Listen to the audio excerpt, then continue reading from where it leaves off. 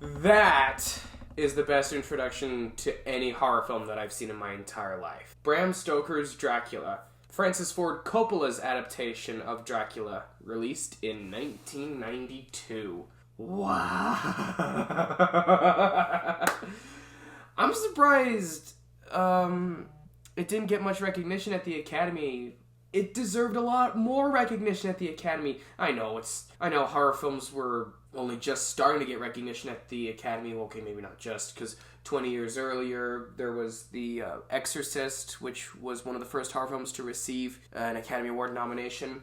And then came Silence of the Lambs a year earlier, which won the Academy Award for Best Picture. And that was a horror film, Silence of the Lambs, as you know. And fresh out of Silence of the Lambs, it stars Anthony Hopkins as a good guy this time. Van Helsing, Professor Van Helsing. Wow. Everything about this movie is what Gothic horror is all about. Everything to do in the Victorian era, the costumes, the sets, the lightings.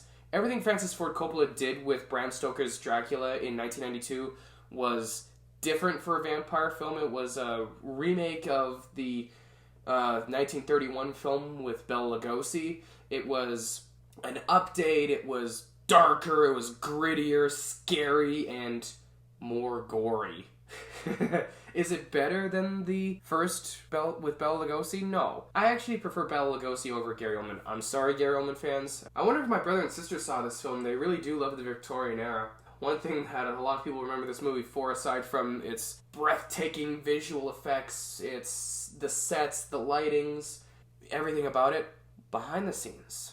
In fact, the scene where Jonathan and Mina get married, Keanu Reeves and Winona Ryder, the scene where they get married, that was a real priest who pronounced them husband and wife. Yes, it was an accidental marriage in this film. And I looked at a friend of mine. I went to a friend of mine and I asked her, Did you like Keanu Reeves? Because I know you have a... And she goes, I like Keanu Reeves when he wasn't beefing with my man Johnny Depp. Is that what you want me to say?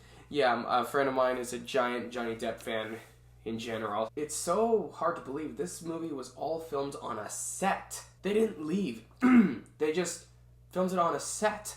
You would have thought, or you would have swore they went to Romania and London to film all of these. They didn't. In the end credits, it says it was filmed in a studio. Are there any problems that I have with this movie? Yeah, one, and that's Keanu Reeves puts on a very bad British accent. I'm sorry, I love Keanu Reeves. He's one of my favorites, but this was definitely not one of his best performances. This is actually one of his most unintentionally comical performances of his career. Don't get me wrong, he looked good in a Victorian era suit, but I think it would have been much better if they allowed him to play a character without needing a British accent. I know in the original story, Jonathan Harker, the guy he played, is British, but, just like Chernobyl, they didn't need to speak Soviet Russian. They spoke English in Chernobyl. Why couldn't they do the same thing for Keanu Reeves in Dracula? I guess they really wanted to push him. My favorite part was Winona Ryder's monologue when she and Gary Oldman are having dinner face-to-face with each other in a scene, and the way she spoke, it almost sounded like an ASMR video. And I actually watched it with my girlfriend, and I kind of remember falling asleep watching that scene. Didn't mean to, of course, but I just remember waking up on the floor going, did I just fall asleep? That was just such a relaxing scene.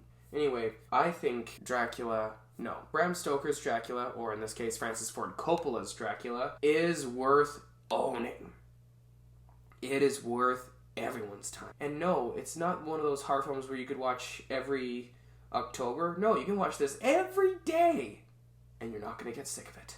Not once. One of my all-time favorite movies. 10 out of 10 Phil cameras.